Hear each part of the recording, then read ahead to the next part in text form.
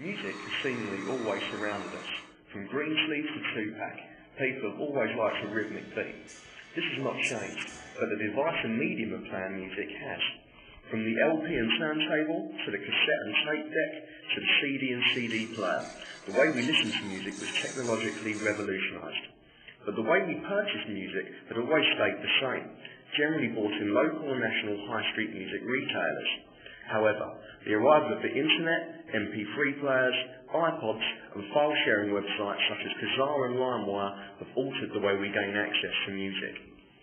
This requires us to look at the classification of the law, which will be taken from sources such as the Copyright Designs and Patents Act 1988, the Electronic Commerce Directive Regulations of 2002 and Data Protection Act of 1998. It also includes the Copyright Directive Act that applies in the EU that is influenced from the copyright of the World Intellectual Property Organisation Copyright Treaty. We should also look at the British phonographic industry and the court proceedings it took against 23 UK internet users for illegal peer-to-peer file sharing. We will also be using the IRAC system to identify and describe the legal issues surrounding illegal music download. Downloading can be happening in your very own home. I could be searching on music and downloading whatever I want. Music's changed. As we can see here, we've got a third party where people are just exchanging files. It's called P2P. Peer-to-peer is a method of downloading where it's a triangle method into sharing each other's files. With voluntary applications of people who want to upload their music and for people like me searching the music and just downloading from the content from that voluntary person.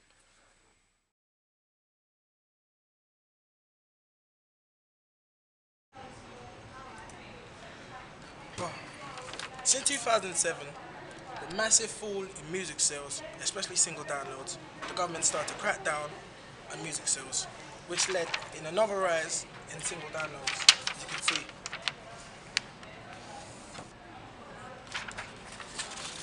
In 2008, companies such as Virgin Media, AOL, Tescali Broadband, the government all worked with them to stop the illegal of many downloads. The government and internet providers stopped many users from using ISPs and share zip files. Although 95% of music still comes from the internet, which is downloaded illegally.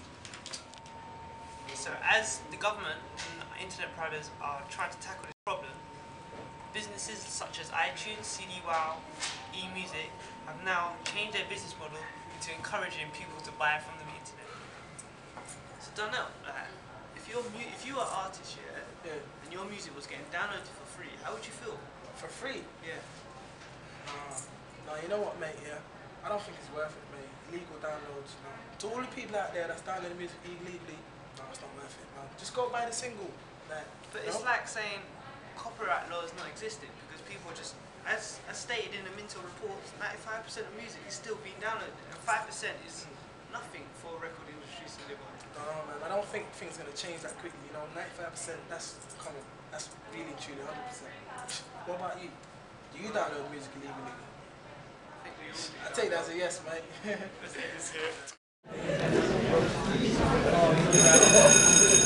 is governed by the Copyright Designs and Patents Act 1988 and various later amendments. For copyright, a piece of work to be copyright, it has to be written down or recorded in some way.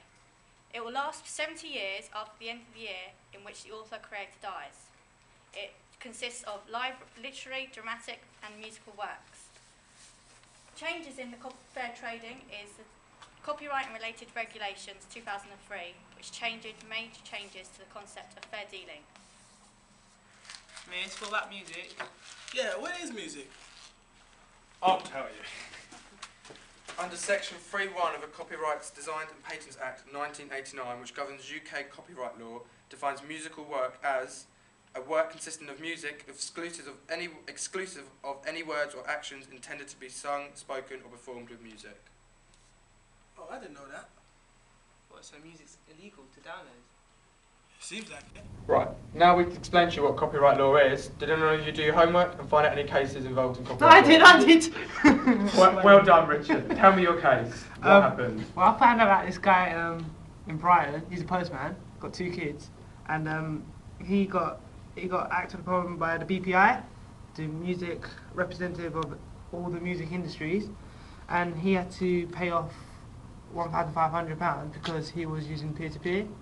The judge for this case was Judge Justice Lawrence Collins. His response was, "Ignorance is not a defence." And since October 2004, 139 similar cases were issued, and even right now, people are actually getting convicted. What's that word? Convicted. Convicted, Richard. Thank you, sir. Yeah, convicted. And the Copyright Act which they broke was the Copyright Law EU Copyright Directive, which also implemented in the 1996 World Intellectual Property Organization Copyright Treaty.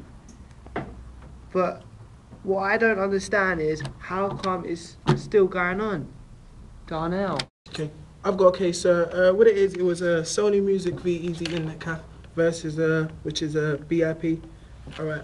The dispute started following a British pornographic industry investigating at Easy Internet Cafes in 8 UK cities, which discovered hundreds of music files on computer hard drives. Easy Internet Cafes claimed it could not be held responsible for customers downloading music files using its computers. Easy Internet Cafe also claimed that such activities are no different to recording a TV program which can be watched later, which also we know is legal really. So this case was taken to court, the High Court. In the end, the judge rejected the company's defence and found it guilty of copyright infringement in a summary decision, which means the case did not go in a full trial. Does anybody know how the British law is affected by the EU law? I do. Luke? Yes, miss. Apparently European file sharers were given a huge legal boost the other day as the European Court of Justice declared that the EU law does not allow internet service providers to be forced to reveal the personal details of people accused of file sharing.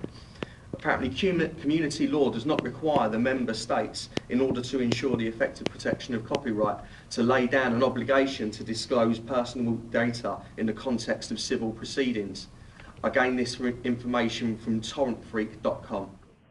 In conclusion, music downloads have increased over the last 10 years and now is reaching up to 95% of illegal downloading, which only means only 5% is legal. The music industry is now fighting back by taking illegal downloads to court and suing them. Qtrax.com has an agreement with the blank CD industry and gets a certain amount of money to improve the losses of profit from peer-to-peer file sharing from internet users. In conclusion, what we found is iTunes are easier to download and much more easy to access. Copyright law should be updated so that it affects the IPS for the addresses and that.